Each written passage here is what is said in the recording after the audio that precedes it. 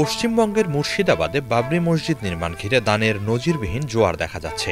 ৬ December ভিত্তিপ্রস্তর স্থাপনের দিনই সভাস্থলে মোট ১১টি দান বাক্স রাখা হয়েছিল। এইসব বাক্স মাত্র ২ দিনেরও কম সময়ে পুরোপুরি ভরে গেছে।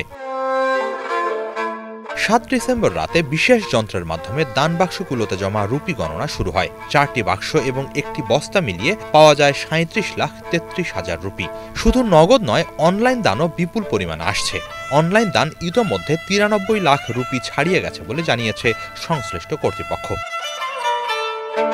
পশ্চিমবঙ্গে বাবরি মসজিদ নির্মাণকে ঘিরে রাজনৈতিক উত্তেজনা তৈরি হয়েছে। বিধায়ক হুমায়ুন কবিরের বিরুদ্ধে সাম্প্রদায়িক উস্কানির অভিযোগ তুলে তৃণমূল কংগ্রেস দল থেকে বরখাস্ত করেছে।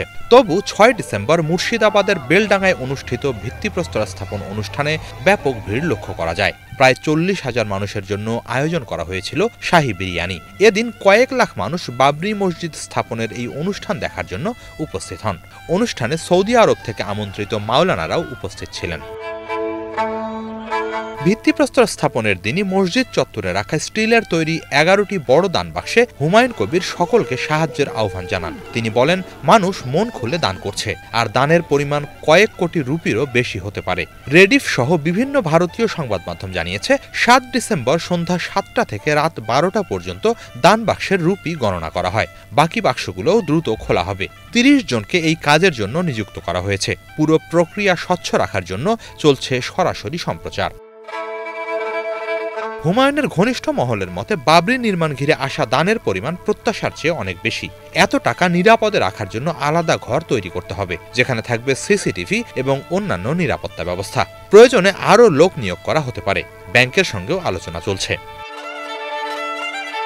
এই প্রকল্পকে কেন্দ্র করে রাজনৈতিক চাঞ্চল্য তুঙ্গে। যদিও বিজেপি, তৃণমূল কংগ্রেস সহ বিভিন্ন দল সমালোচনা করছে, পশ্চিমবঙ্গ ও অন্যান্য অঞ্চলের মুসলিম জনগোষ্ঠীর মধ্যে ব্যাপক আগ্রহ দেখা যাচ্ছে এ নিয়ে।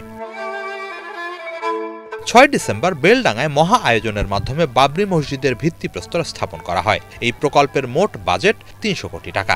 রাজ্যের একজন বিশিষ্ট শিল্পপতি ইতোমধ্যেই ৮০ কোটি রুপি অনুদানের প্রতিশ্রুতি দিয়েছেন। মসজিদ চত্বরে হাসপাতাল, বিশ্ববিদ্যালয়, মেডিকেল কলেজ, রেস্তোরাঁ, উদ্যান এবং হেলিপ্যাড নির্মাণেরও পরিকল্পনা রয়েছে। ভিত্তিপ্রস্তর স্থাপনের দিনই হুমায়ুন কবির জানান, এই মসজিদ নির্মাণে রাজ্য সরকারের কোনো অর্থ ব্যবহার করা হবে না। মানুষের সামর্থ্য অনুযায়ী দান থেকেই নির্মাণ করা হবে মসজিদটি। হিজল জোবায়ের, বাংলা ভিশন।